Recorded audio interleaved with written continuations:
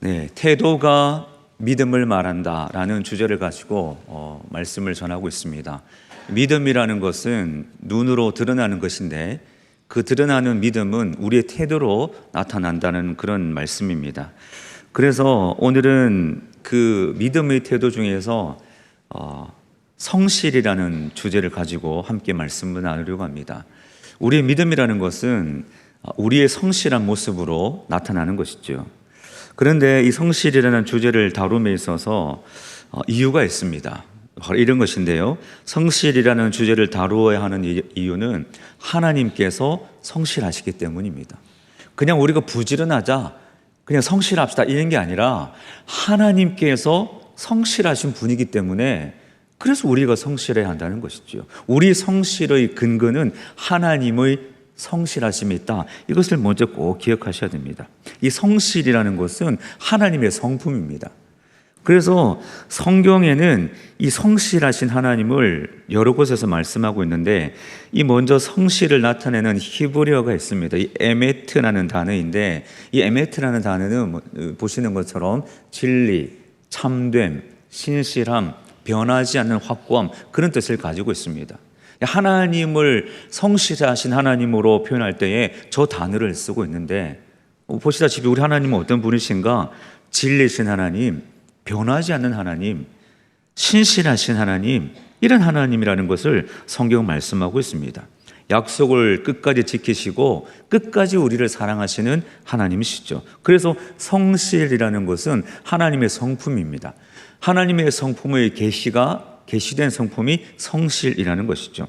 성경 여러 곳에서 하나님의 성실하심을 말씀하고 있는데, 시편 89편 1절 말씀에 보면 내가 여호와의 인자하심을 영원히 노래하며 주의 성실하심을 내 입으로 대대에 알게 하리다, 이렇게 말씀하고 있습니다. 주의 성실하심을 대대에 알리겠다라는 것이죠. 하나님의 성실하심을 고백하고 있습니다. 또한 시편 89편 2절 말씀에 보면 내가 말하기를 인자하심을 영원히 세우시며 주의 성실하심을 하늘에서 견고히 하시리라 하였나이다 말씀하고 있죠.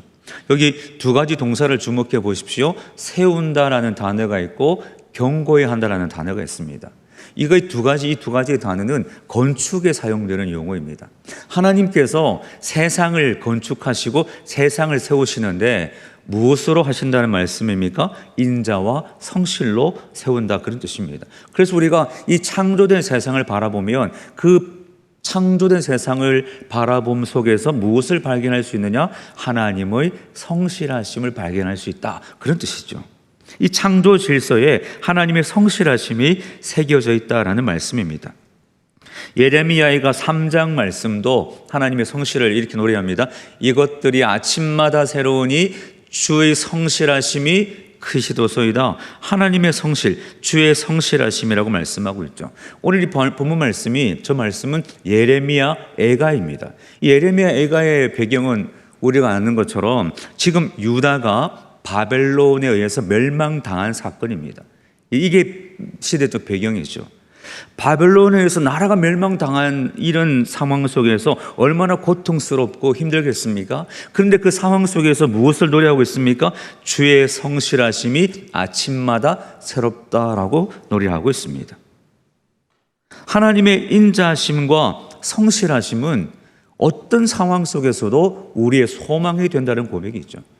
예레미야가 그것을 고백하고 있지 않습니까? 나라가 망했고 모든 것이 절망적인 것처럼 보이지만 그러나 그 상황 속에서도 주의 성실하심을 바라보면 소망이 있다는 것을 말씀하고 있습니다. 그렇기 때문에 하나님의 성실하심이 얼마나 우리에게 중요한지를 알 수가 있죠. 다른 본문도 있습니다. 시편 89편 8절 말씀에 보면 여호와 만군의 하나님이여 주와 같이 능력 있는 이가 누구이까? 여호와여 주의 성실하심이 주를 둘러나이다. 하나님을 성실하신 분으로 말씀하고 있습니다. 시편 100편 5절 말씀에 보면 여호와는 선하시니 그의 인자하심이 영원하고 그의 성실하심이 대대에 이르리로다. 아멘. 그래서 성경은 하나님의 성실하심에 대해서 하나님의 성실하신 분이라는 것을 많은 곳에서 말씀하고 있습니다. 제가 몇 가지 본문만 참고로 말씀을 드렸는데 이 외에도 너무나 많은 본문 속에서 하나님의 성실하심을 나타내고 있죠. 그래서 성실이라는 것은 하나님의 성품입니다. 우리 안에서 나온 성품이 아니라 하나님의 성품에 근거한 것이 성실이라는 것이죠. 하나님이 성실하신 분이기 때문에 우리는 어떻게 해야 될까요? 무엇을 닮아야 합니까? 당연히 하나님을 닮아야 되죠. 하나님의 은혜로 구원받았고 하나님을 아버지라고 고백하는 우리는 당연히 성실하신 하나님을 닮아야 되는 것입니다. 그래서 제가 말씀드린 것이 이 성실이라는 것은 단순한 부지런함, 단순히 수고를 아끼지 않는 그런 모습, 그게 아니라 하나님의 성품에 근거한 성실이 우리 가운데 나타나야 한다는 것을 우리는 기억해야 됩니다. 그렇다면 어떤 모습으로 성실해야 될까요? 성실한 성도의 모습은 어떤 모습일까요? 이 성실로 번역되는 이 단어가 있습니다. 제가 조금 전에 에메트라는 단어를 말씀을 드렸는데 이것은 하나님이 성실한 분이라는 것을 나타내는 단어이지만 또 다른 히브리어와 헬라어가 있는데 이 단어들이 성실로 번역되지만 지금 살펴볼 단어들은 우리의 성실함에 대한 설명들이라고 할 수 있습니다. 첫 번째가 히브리어 타밈이라는 단어가 있습니다. 이것은 온전하다, 흠이 없다 그런 뜻입니다.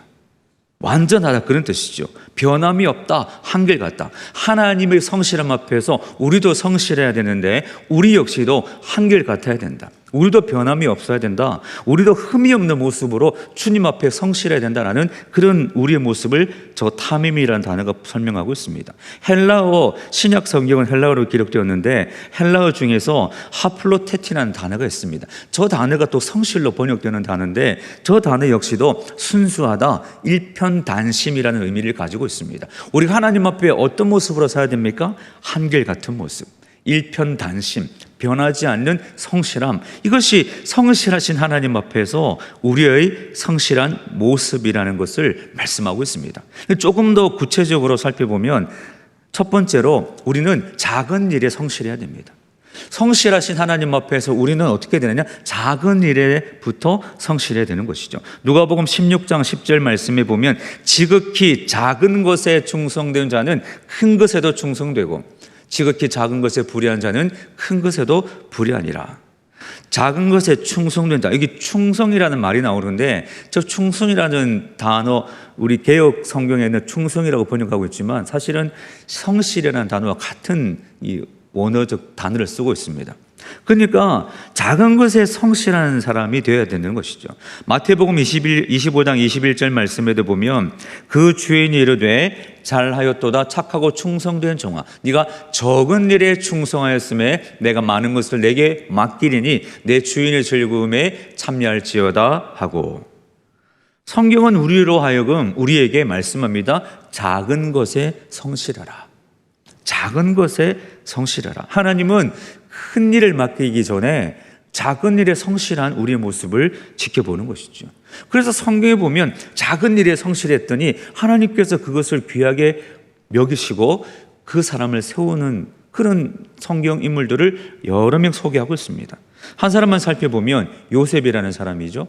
요셉이 형들에 의해서 팔리지 않습니까? 노예로 팔려갑니다. 보디발이라는 장군의 집에 들어갔을 때에 그가 성실함으로 열심히 자기의 주어진 일을 했더니 그 가정의 모든 일을 그가 맡겼지 않습니까? 또 억울한 누명을 쓰고 감옥에 갇혔더니 그 가운데서도 하나님 앞에 성실함으로 자기에게 주어진 삶을 감당했더니 간수장이 모든 일을 또 요셉에게 맡기는 것을 볼 수 있습니다. 그런 성실함 속에서 결국 요셉이 나중에 총리가 되죠. 물론 모든 것이 하나님의 은혜지만 그 은혜 앞에서 성실한 모습으로 살아가는 것은 우리가 감당해야 될 삶의 모습이라는 것을 요셉이 보여주고 있습니다. 성실은 작은 일에 대한 자세일 뿐만 아니라 작은 사람에 대한 자세이기도 합니다. 우리가 만나는 일들, 작은 일, 또 우리가 만나는 모든 사람, 그 사람의 연약함, 또 작다 생각되는 그 사람 앞에서도 성실할 때에 우리 하나님 앞에 온전한 성실함으로 살아갈 수가 있는 것이지요.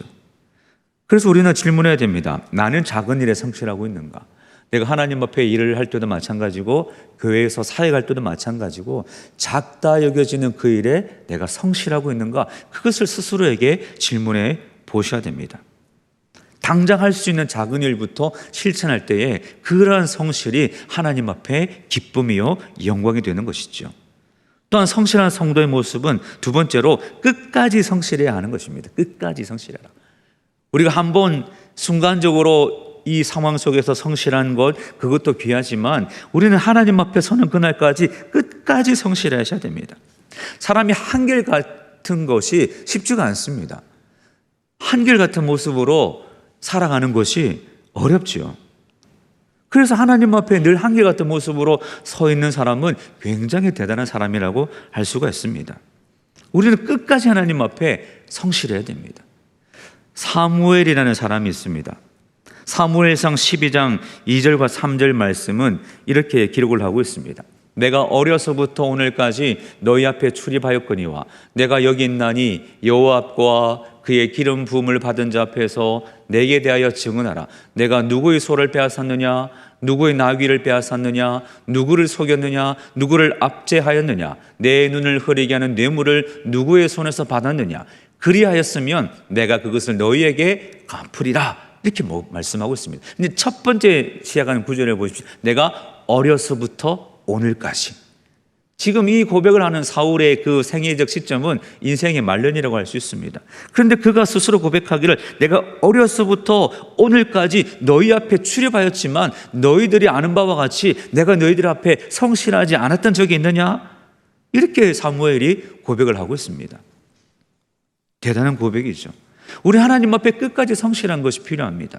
여러분, 하나님 앞에 언제 부름을 받았습니까? 그 시점부터 지금 믿음의 경주를 하고 있는 이 상황뿐만 아니라 하나님 앞에 서는 그날까지 우리는 성실한 믿음으로 주님 앞에 살아가야 할 것입니다. 그것이 하나님께서 우리에게 요구하시는 모습이죠. 요한계시록 2장 10절 말씀에 보면 네가 죽도록 충성하라 말씀하고 있습니다.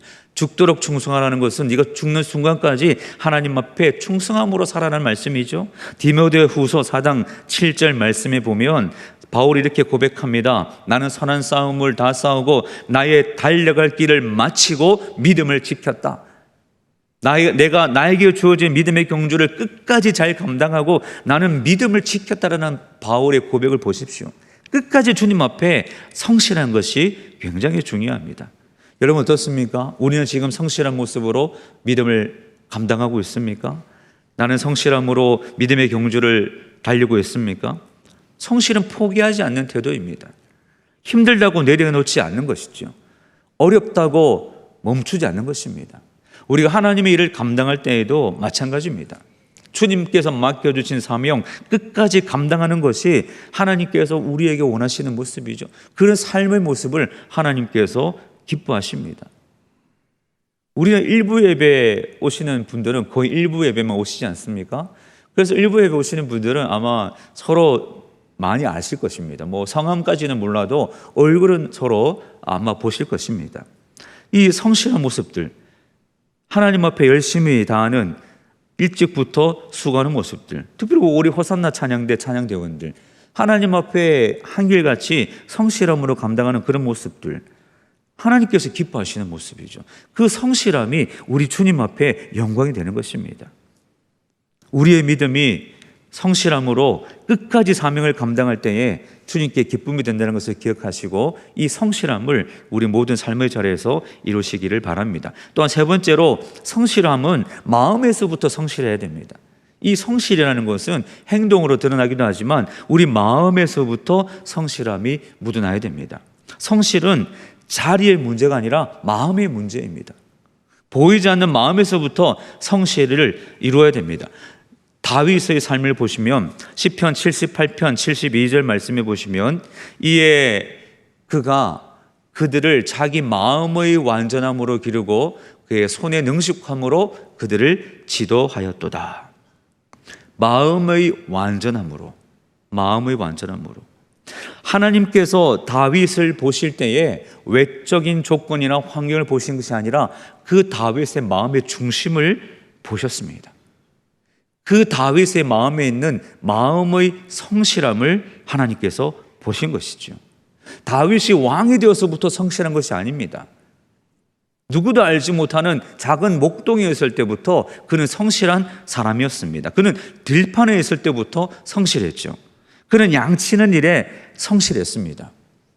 들판에서 혼자 양을 칠 때부터 그는 성실한 사람이었습니다. 여러분, 혼자 양을 친다? 아무도 없는 들판에서 혼자 양들을 먹인다? 그런 상황에 놓이다 보면 조금 게으를 수도 있죠. 좀 농땡이 피울 수도 있습니다. 그런데 성경은 마음의 완전함이 있었다라고 말씀하고 있습니다. 아무도 보지 않는 상황 속에서도 다윗은 성실한 사람이었습니다. 양 몇 마리를 돌보는 것이 보잘것없어 보이는 일이라 할지라도 다윗은 그 자신에게 맡겨진 그 일을 감당함에 있어서 아무도 보지 않지만 내 마음의 성실함에서부터 다윗은 그 성실함이 삶의 태도였고, 그 태도가 다윗을 다윗에게 만든 시작이요 출발이었던 것이죠. 작은 일을 귀하게 여기는 그 태도가 하나님 앞에서 큰 믿음으로 그를 세웠던 것입니다. 그 성실함이 왕이 되었을 때에도 계속 이어진 것이죠. 여러분, 이 성실로 번역되는 이 영어 단어 중에 sincerity라는 단어가 있습니다. sincerity. 이 단어가 라틴어에서 나왔는데, 물론 이게 검색해 보면 이 민간 어원에 따른 해석이라고 할 수 있지만, 이제 이런 민간 어원에 따르면 이 단어의 라틴어 근원을 이렇게 설명을 하고 있습니다. 이 라틴어 중에 신케레라는 라틴어가 있는데, 이 신케레라는 이 라틴어는 두 가지 합성어입니다. 첫 번째는 시네라는 단어와 케라라는 단어인데, 이 시네라는 이 라틴어가 뭐뭐 없이라는 단어입니다. 이 케레라는 라틴어는 이 왁스, 이렇게 그 뭔가 깨어진 것을 떼우는 것, 이런 것을 가리키는데, 그래서 라틴어 신케레라는 단어는 왁스가 없다, 이런 뜻입니다. 근데 이 단어에서 성실이라는 단어가 유래되었다라고 설명을 하고 있습니다. 뭐 학문적인 학술적인 설명은 아닌데 민간 어원에 따르면 그렇게 풀이한다는 거죠. 무슨 뜻이냐면, 당시 로마의 귀족들이 조각가들에게 조각 작품을 의뢰합니다. 그런데 이 조각가들이 작품을 만들다가 흠이 생기거나 또 흠집이 생기거나 살짝 깨지는 그런 경우가 생기기도 하는 것이죠. 그럴 때 이 조각가들이 이 왁스를 가지고 살짝 이렇게 아주 정교하게 땜빵을 하는 겁니다. 그러니까 그 깨어진 부분을 메꾸거나 흠을 채우는 거죠. 그렇게 아주 교묘하게 그것을 마무리한 다음에 작품을 납품합니다. 그러다 보니까 그 고대 로마 사회 속에서는 이 조각가들이 성실하지 못한 모습으로 작품을 납품하는 것을 보면서 그것이 조금 문제가 되는 것이죠. 이런 일들 때문에 이 조각가들이 귀족들에게 자신의 조각을 납품할 때에 이런 단어를 썼다고 합니다. 작품을 건네주면서 신케레, 이것은 왁스가 없다. 나는 성실하게 완제품을 당신에게 공급한다. 나는 어떤 깨어진 것을 몰래 감추는 그런 불의한 작품을 만든 것이 아니라 완벽한 작품으로 당신에게 이것을 바친다, 드린다, 신케레. 그렇게 해서 그 라틴어를 사용했는데, 거기서 나온 단어가 sincerity라는 성실이라는 단어라는 것이죠. 성실은 무엇입니까? 남을 속이지 않는 것이죠. 자기 마음에서부터 성실한 것을 가지는 것입니다. 오늘 우리의 모습이 하나님 앞에 그래야 할 것입니다. 하나님 앞에 설 때에 우리는 하나님의 시선을 의식하고 하나님 앞에 서 있다는 마음으로 내가 주님 앞에 성실함으로 나아갈 때에 그것이 바로 주님께서 기뻐하시는 성실의 모습이죠. 또한 네 번째로 이 성실이라는 것은 주의 성실을 매일 먹거리로 삼는 것이 성도의 모습입니다. 우리 성도들은 어떻게 성실해야 됩니까? 주의 성실을 매일 먹거리로 삼아라. 시편 37편 3절 말씀에 보면 여호와를 의뢰하고 선을 행하라. 땅에 머무는 동안 그의 성실을 먹을거리로 삼을지어다 말씀하고 있습니다. 이 정말 놀라운 말씀이죠. 매일 식사 때마다 무엇을 먹으라는 말씀인가요? 주의 성실을 먹어라, 그런 뜻입니다. 주의 성실을 먹을거리로 양식으로 삼아라 라는 것이죠. 매일 밥을 먹듯이 주의 성실을 먹어라, 그런 뜻입니다. 여러분, 이 시편 37편 말씀의 배경은 불의한 자들이 형통한 상황 속에서 지어진 시편입니다. 그러니까 세상이 불의해 보이고 또한 성실하지 못한 세상을 바라보면서 우리가 불평하고 원망할 수 있지만, 그러나 그런 상황 속에서도 주의 성실을 매일 묵상할 때에 우리는 하나님 앞에 상황에 상관없이, 형편에 상관없이 성실할 수 있다는 것이죠. 그러므로 우리는 매일매일 주의 성실하심을 묵상하셔야 됩니다. 매일 말씀을 묵상할 때에, 매일 하나님을 묵상할 때에 우리 하나님은 성실하신 분이라는 것을 매일 묵상하셔야 됩니다.